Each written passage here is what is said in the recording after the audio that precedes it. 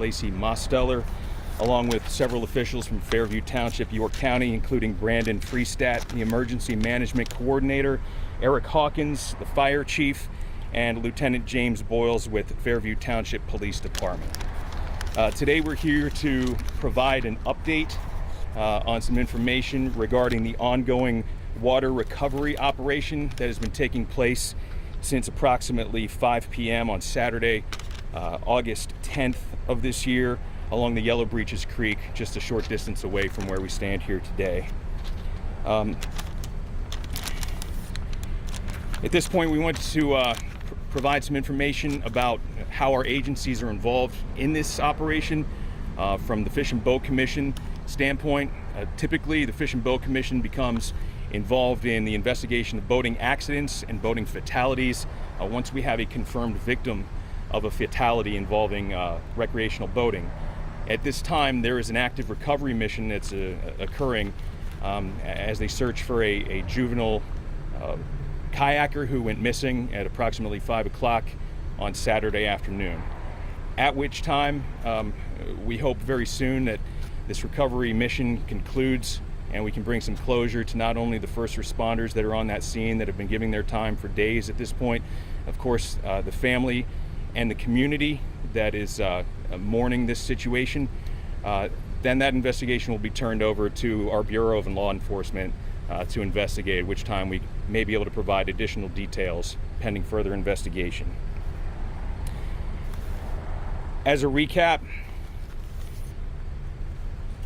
on Saturday afternoon, there was a group of approximately 7 kayakers. It was a mixture, I can say it was 7 kayakers. It was a mix of adults and children, 3 adults, 4 juveniles. They had set out for a short kayak trip down the Yellow Breeches beginning at Sheepford Road and had planned to take that kayak trip and exit the water at a private property approximately a mile and a mile and a half downstream. Minutes into that paddle, the group encountered some heavy debris, which is consistent with the conditions of the water at the time on Saturday. Most of that party was able to exit. A 10-year-old boy was swept under the water at that point and did not resurface. Shortly after that, emergency officials were called to the scene, and within 10 minutes, the first responders arrived on that scene to assist and begin the search for that missing juvenile boy. I want to say thank you to the first responders who have been giving up their time, personal time, weekends, evenings, times with their own family, taking vacation, unpaid leave in some cases to be here. I want to recognize many first responders, agencies that have been on this scene over the past several days, not only from York County and Cumberland County here locally, but from the city of Harrisburg. State agencies like the Fish and Boat Commission and state police have been here on scene offering guidance and equipment and personnel. Crews from Lebanon County, Dauphin County, Lancaster County, and others that I'm sure that I'm missing have all been part of this. Certainly when you have an operation like this, there's a combination of a sense of urgency. There is oftentimes some helplessness, a feeling of helplessness when things aren't happening as quickly as you wish that they were.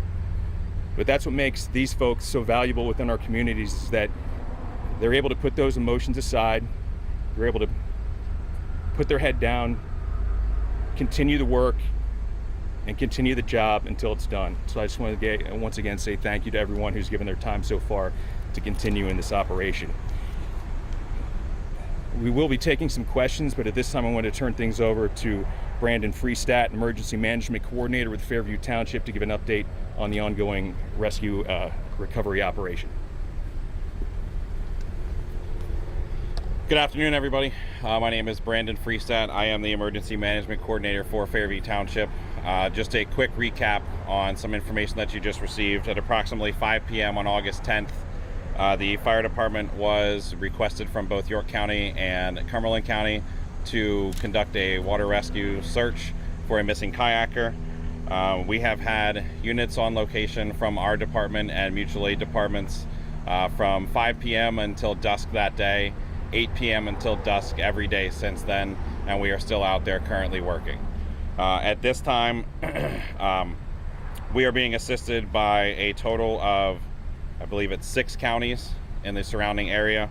Cumberland County, Dauphin County, Lancaster County, Lebanon County, Berks County, the Pennsylvania State Police, the Pennsylvania Fish and Boat Commission, and we have accounted for approximately 200 people that have been out here assisting us in this search. Of those 200 people, the vast majority are volunteers. They have given up their time to be here and conduct this search. It is exhaustive, it is very tiresome, and it requires a lot of energy and a lot of effort. So I want to commend everybody who has been out there working tirelessly every single day for all of the work that they have done. At this point, we have not been able to locate the missing individual. We have searched approximately 1.5 miles of the Yellow Breeches Creek, that is the border between Cumberland and York counties.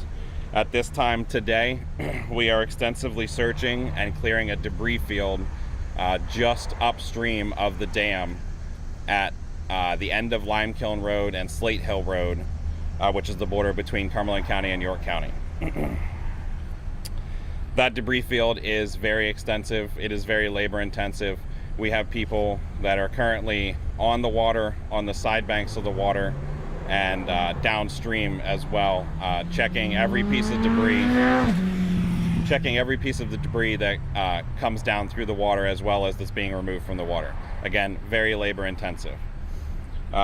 With the help of the York County Office of Emergency Management, we were able to secure the ability to do this work and continue the search and continue where we are currently working at this time.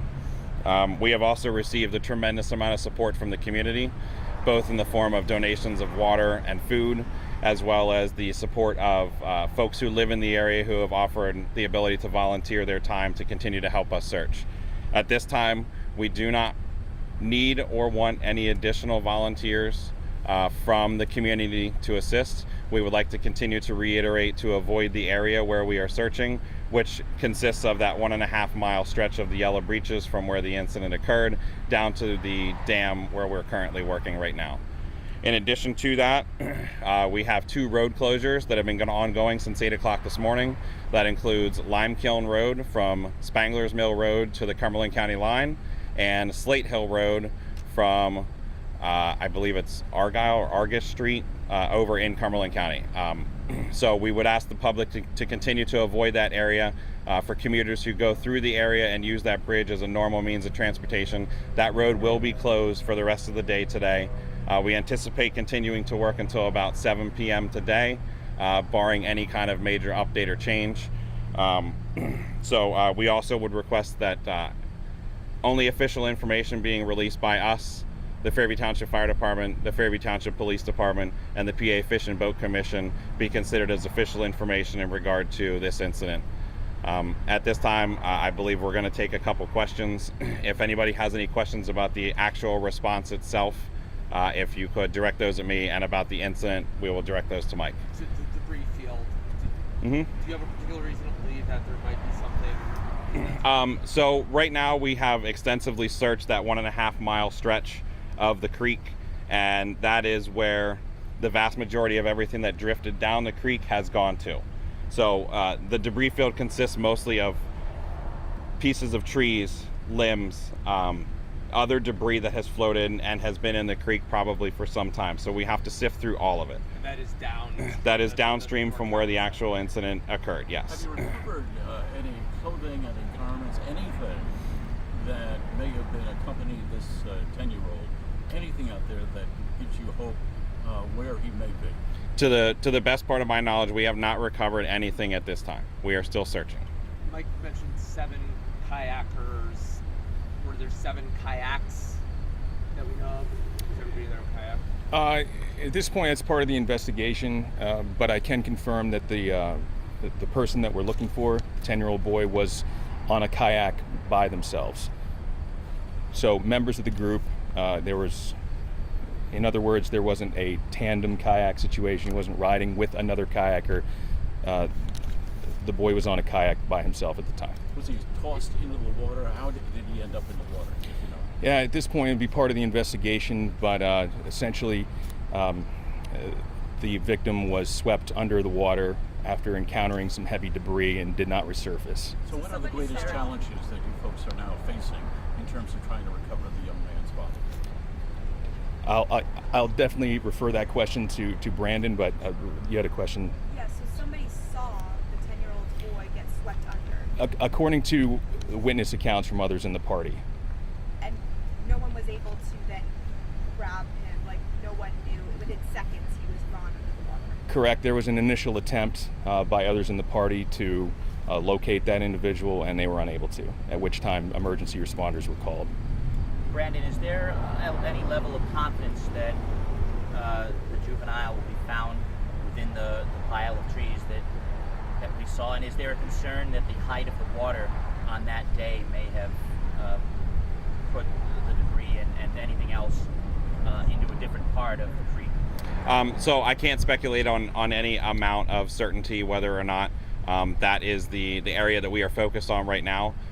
We will continue to work that area as long as we're able to for the rest of the day today. And if we do not come up with any results and we are still working in the same area, the anticipation is to start that operation again tomorrow morning.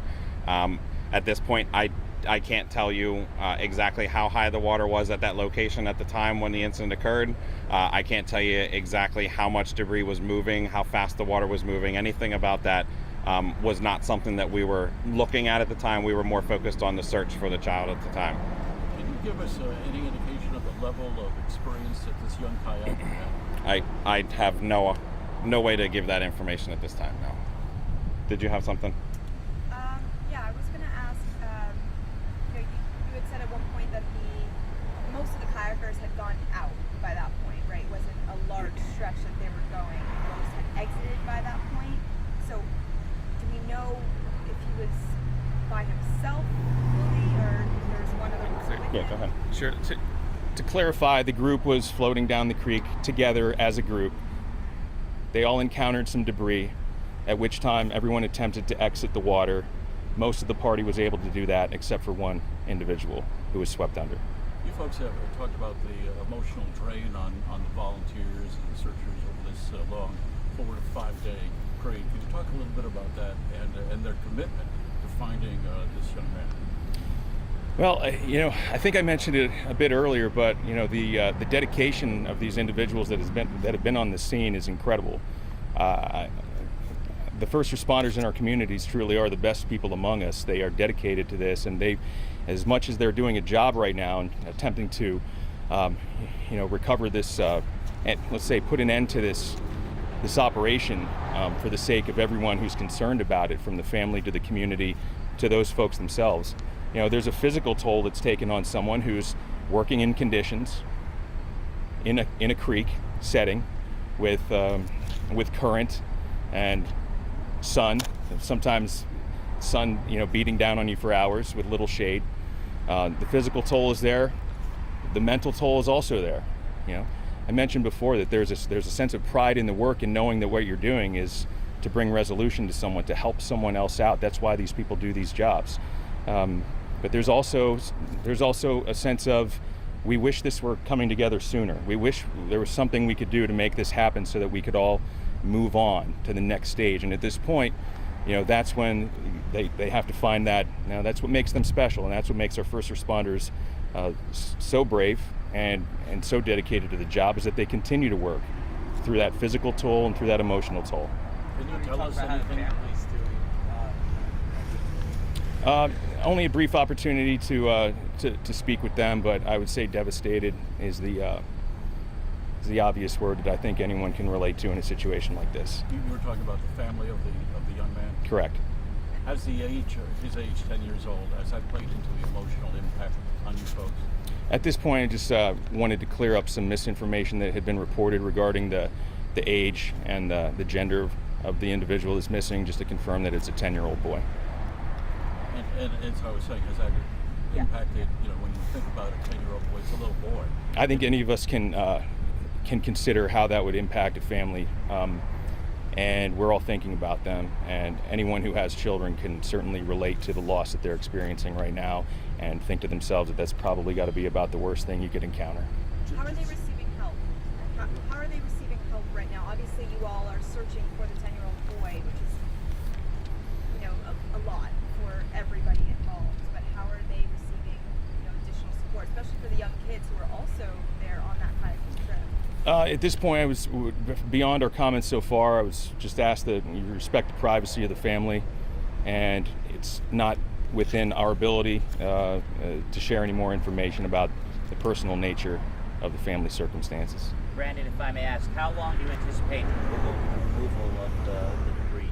I can't speculate on how long it's going to be. We hope to move quickly, but we are doing this in a safe manner. We are doing this in to the best of our abilities and with the equipment and capabilities of our personnel that we have available to us, while also being aware of the fact that, you know, we're searching for a juvenile, a 10-year-old boy. So with that, we're taking things slow. We're doing this methodically. We're going through the process that we have to go through in order to make sure that we're clearing every piece of debris that goes through.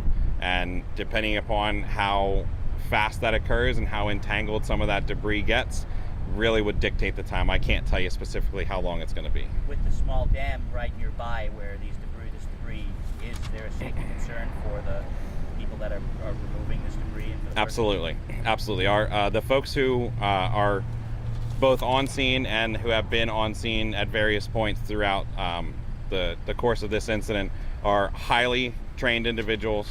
Safety is our number one priority when we begin the day each day. It's reinforced in the middle of the day as well, the importance of safety. We're utilizing lines to keep our boats in the water secure. We're utilizing safety checks to make sure that all the people are being checked on throughout the time that they're operating, and we're making sure that we try to rotate crews the best that we can. The guys that are out in the guys and gals that are out in the water itself, they're in fully encapsulated suits, so there's no air movement inside there. And obviously it's a warm day, the sun has been out all day today, and they're out there still continuing to work. So again, we appreciate all the work that they do. We appreciate all the cooperation that we've been able to get, both from the surrounding agencies that we're working with, the state agencies that we're working with, the requests that we've made up to the state and to the federal government if necessary. I believe that's all that we're going to talk about today, unless, Mike, you have something else. Did you have anything else? No?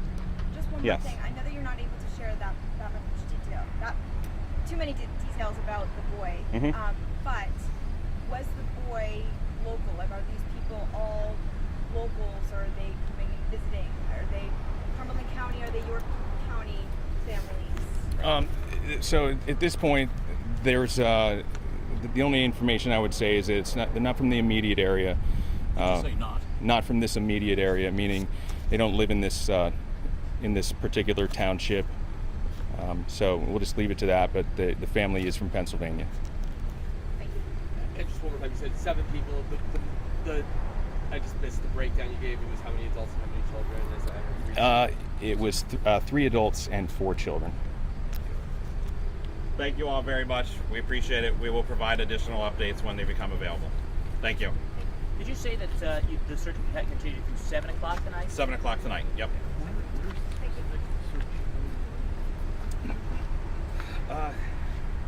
The